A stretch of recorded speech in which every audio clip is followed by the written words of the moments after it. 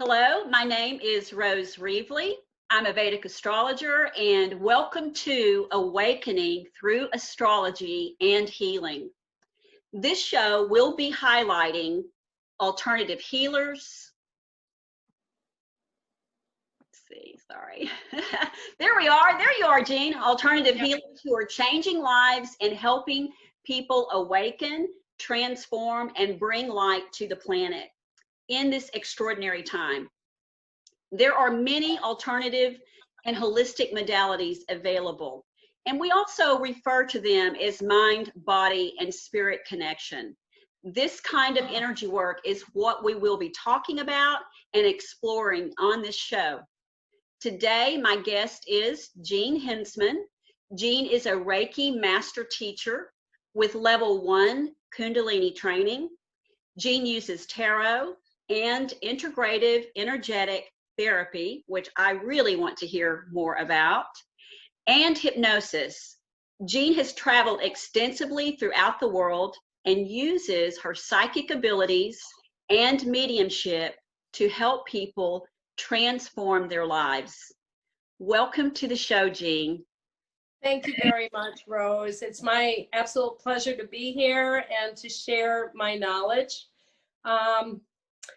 So everybody's probably wondering, how did I get involved with this? Yes. I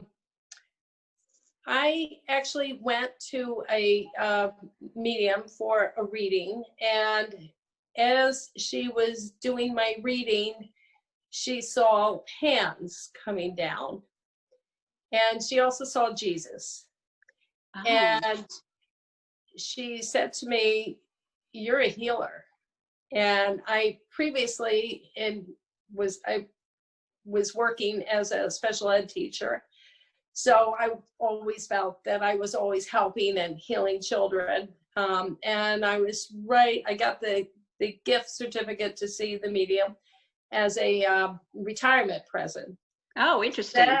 So that kind of sparked me to, okay, maybe this is an area I need to explore.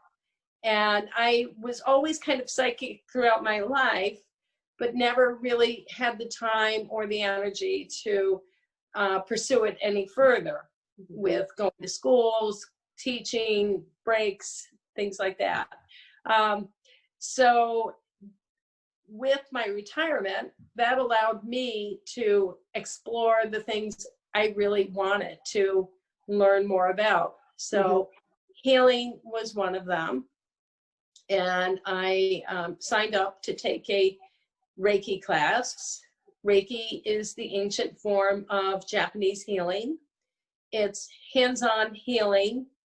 If a person does not want to be touched, because many people have, I call it PTSD, trauma from their life, where they maybe are very sensitive to somebody touching them. You can always hover around them if they do not like to be touched. You, of course, never touch a person's personal area, but it's hands-on healing. So I found that was my little niche at first. Then during the course of taking more classes, I discovered that when I was working on somebody, I was getting also messages for them from either a person that had just deceased, a family member that was still alive, all different. I was just really picking up a lot of information during my Reiki sessions with a person that I just felt like I had to share this information. I was also picking up things about their body, maybe that they needed to pay closer attention to.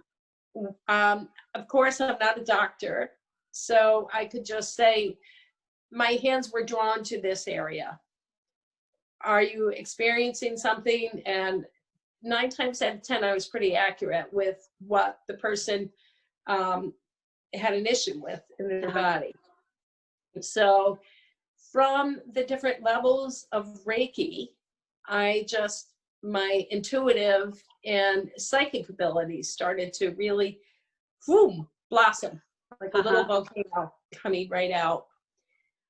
So that made me think that the next approach would be to take an intuitive psychic class, which I took a day-long class, and it was quite nice. At the end of the class, one of the instructors said, "You really nailed it in there the whole time," which was, it's always nice to get a compliment when you do something. So that just made me go, okay, I really need to do something with all this. So I had retired from teaching and I started my own business, the Lotus Blossoms. Jean, what made you choose I'm just curious, what made you choose the lotus as part of your? I'm glad you asked that, because it's symbolic for all of us that the lotus blossoms and comes out of the dirt. We all have past traumas. We all have things that maybe we're not so proud of what we did. But as that lotus climbs out of the dirt, it blossoms into the most beautiful flower.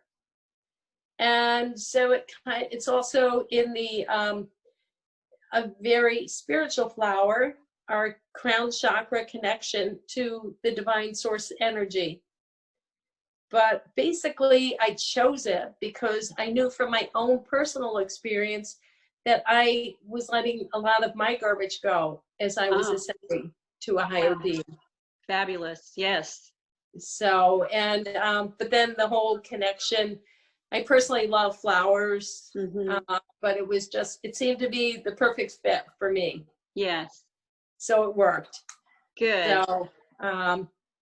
So I started doing different things, and you did mention that I travel. I travel extensively, and each place that I went to, I would try to track down a healer and have an experience with a healer from another country, just to see how they healed. And I would take what resonates with me and incorporate that into my healing sessions. So when I have a client, and now I've been doing this, I've traveled to Bali, Australia, Peru. I've just really, that's one of my other passions, is traveling. So I've incorporated all the different things from this person or that person of what really resonated with me. And so a typical session, when somebody comes to see me, usually I know when they're even thinking about it, coming to see me, I pick up on their energy. Interesting. Yeah, and so they finally make the appointment, and then when they show up, I said, "Oh, I've been thinking about you for the past 3 weeks." That's when I started thinking I need to come see you. So I said, "Okay." So they come, we talk a little bit, and basically too, when you're talking with a healer, you're releasing things that bother you, which is healing itself, conversation. So if they're coming for a Reiki session, I have a jade healing mat that they lie on. I usually, if they're coming from their office, I take the bits of hypnosis to get them to kind of breathe and relax. And then I am quiet. I surround them with crystals, because crystals have very humongous healing powers. And then I do the whole session with them, going around. I don't talk. I play very nice music. And then towards the end, I do a visualization with them. And I do and I'm going to butcher it, the Ho'oponopono prayer of forgiveness, where I have them imagine that they are on a stage, and if they can visualize themselves on the stage and everyone that they feel that has done them wrong in the past. And sometimes I'll have somebody that maybe cannot say, "I'm sorry," please forgive me, I love you, and thank you. So I will say that for them. And then I will also be the person saying those words back to them, so that the person heals and lets their past kind of go. And that has been very healing for a lot of my clients to do that. And then towards the end of a session, I have them visualize that they're surrounded by angels. Or if they're not necessarily a believer in angels, they might, I don't know, relate to fairies. And fairies are giving them gifts that are meant strictly for them to connect with their divine purpose. We all have a divine purpose in this life. Absolutely, yes. So I have them visualize whatever they can relate to. Most people relate well to angels. But sometimes if you have a guy there, I have maybe a wizard giving them gifts. And it's gifts that are specifically for them. And I do the breathing at the end of doing a deep breath that comes all the way down and out, kind of collecting everything that no longer serves their highest and best, and releasing it. And then breathing in all those beautiful gifts. And then I kind of incorporate some of the stuff from Peru. I go around with the rattle. I blow in their head. I use feathers, whatever. I don't know what I'm going to do with someone until they're actually there. Sure. Now, let me ask you, on your integrative energetic therapy, kind of tell us a little bit about what that is and how that can help a person. Mainly, it is we are carrying around in different sections of our body cellular memory. And it could be certain areas of our body we still feel guilt about something. We have shame, we have anger, we have trust issues. So the integrative energy therapy, the therapist puts your hands, let's say, on your head, and they tap into that. They release what you are feeling guilty about, and you then recharge the person, giving them innocence and replacing feelings that they might have had. And then you go around to all the different body parts, and there's different angels associated with different parts of the body to help you heal. And you start out with calling in all the angels. And I incorporate those with my sessions. You're calling in the angels to help that person to heal. So it's a blend of Reiki, IET, Integrative Energy Therapy, was actually an offshoot of Reiki. So it's okay, but it's just different parts of the body. It's more touching. And so at different points, there is one place that you have to kind of place your hands way under the person's, almost near their backside, which personally I feel like that's an invasion. So, but you would visualize that you're doing that. But it's triggering that area to allow the person to release that cellular memory, and you're replacing it with feelings of innocence, pride, trust, all different kinds of things. Because when we have emotional blockage, it's usually based on a trauma that we had during our childhood, or sometimes it's recent trauma that you think might be from your childhood, but then as you're kind of working with a person, it's like, oh, they released something that somebody said to them, 5 years ago. So it can be anything that you really release. So let me ask you this. Now I know that Reiki can be done long distance, right? I mean. Yes. Yes. So so it sounds like to me that integrative energetic therapy, you could use that also long distance, right? Or am I wrong on that? You could.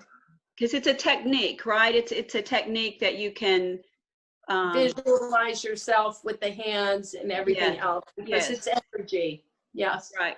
you can. Yeah. So all of this really that we're talking about is mind, body, energy, medicine, right? Exactly. It's all connected. Mind, our body, and our spiritual connection. Yeah. Yeah. Yes. Because we are, you know, and this is, I do believe that energy work is the work of the future in terms of healing. It's our recognition that we have the power to heal ourselves. We just don't believe it. Yes, that's it. That's it. That's it in a nutshell. We have been, I don't want to say brainwashed, but I think we have been convinced that we need to take a pill of some sort to heal our body. That's it. That we're looking outside when it's inside. I will say this, I think the facilitator, which is what you are with Reiki, and it looks like in really everything that you do, you are the facilitator. I do want to ask you about this. I want to ask you about tell us a time when you experienced or the client experienced healing. What was that like for you and for them? I guess just share with us a time that you can remember that someone had, really felt and expressed that they had released or, had healing. It happens all the time, so it's really great. Right, yeah. I don't really think I've ever had anybody come in, or even a long distance person. When I've worked on them long distance, they've been able to feel it. Mm-hmm. They feel the hands, they feel everything. They feel the emotional baggage going, and everything else. Recently, I worked on somebody because I've incorporated, it's like I'm a sponge for knowledge with this. So I just keep on learning more and more. So I've also integrated like chakra balancing. So I recently worked with somebody, and she just felt so out of kilter before she came in. Uh-huh. And I worked on her, and she hadn't been sleeping throughout the whole night in, I guess, years. And she just felt like so relaxed and so wonderful. She felt like she was like so recharged, and just felt like she released a lot of the anger and resentment. And everything like that. Just everything was terrific with her. Her breathing, everything was just wonderful. And she just felt like, oh, that was so good. Mm-hmm. And then another time I had somebody contact me to have a reading long distance. And I knew who was trying to contact her. And it was funny because she was supposed to do the appointment at a certain time. She wanted to reschedule. I said, okay. Then she said, oh, I got time now. And I just said, okay, well, give me 4 minutes to kind of get into your headspace. And I started to I called her up, and I did the reading, and she really needed to hear the connection that I had with her deceased loved ones, that they were surrounding her and giving her that kind of release of emotional strength to pursue with her goals. Oh, that's interesting. Yeah. That they were she wanted to hear, or she wanted to know, a sense of knowing that they were supporting her, right? Is that right? They were there, and they were watching. It seems like so often, and that's one of the reasons I know that we want to have a psychic reading, is to know that our loved one is okay, that they're okay, right? It seems that Right. Yes. okay. Our loved ones are okay. When you think about it, energy, it's energy. Mm-hmm. It's love. Love is the only real energy. And they're always with you all the time. It's when you're sensitive, like myself, that I like see them and feel them. Mm-hmm. Other people, but they're always there. And the more you become more spiritually awakened, the more that you will see those signs that there's somebody there. Sometimes a spirit, I remember my sister-in-law was really very ill, and I knew she was not going to be with us much longer. And I went and I helped her a lot. And then I was in Sri Lanka, and she had passed, and I just knew it. And she came through in a beautiful picture of orbs coming through. Oh, wow. With her hand. Fascinating. I have it.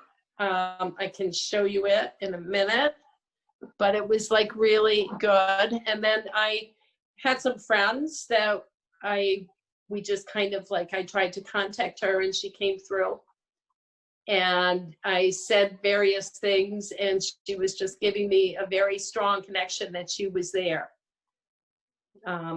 Some personal stuff that I won't share, but it was just, that's comforting, right? Yeah, I mean, it's so comforting. Yeah, I'll just grab the picture. Okay.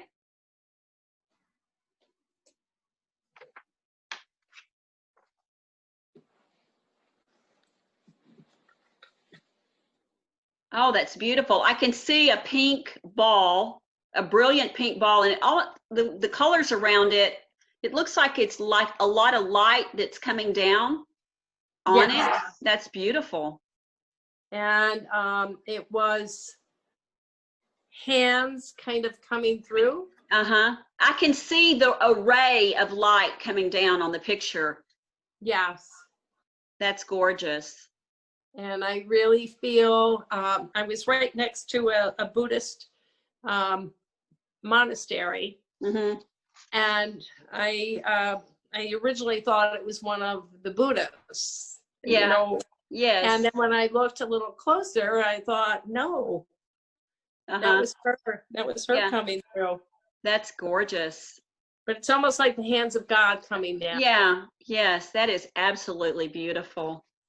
Well, Jean, we're running out of time, and I hate that, because we're gonna come back and do this again and talk more about tarot and just talk more in depth about it. So tell us this: how would we find you, and how would we connect with you? Okay, thank you. You could go to my website, www.thelotusblossoms.org. Okay. Or you could email me, Hinzmann, HINZMANN @yahoo.com. I have a Facebook page called, and it's my business page, The Lotus Blossoms. Okay. I think that's where I found you, on your Facebook page. Yes. Yes. Yeah. Yes. So those would be the two best ways. On my website, you can easily book an appointment.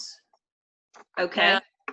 And, that would be the best way. So good. Thank you. Thank you so much for coming on today and for sharing your experiences with us as a healer. It sounds like you have so many tools, in your toolbox to pull from, and so much inner wisdom too, Jean. I really appreciate you coming on and sharing with us. So we're going to have you back, okay? We're going to talk deeper at another time. So thank you again. And I want to thank everybody for tuning in and watching. And please remember to like and subscribe to my YouTube channel. I'll have more videos coming your way to explore the many avenues of energy work, of mind, body, spirit, and the incredible people like Jean who are working really behind the scenes, but they're working to help us heal and to help the planet heal. So next week, I'll be speaking with Heather Day, who'll be sharing her story as an energy healer with us. So remember to keep your vibration high and stay in the light, everyone. Thanks for watching. Bye. Bye, Jean. Bye-bye, Rose. Thank you. Thank you.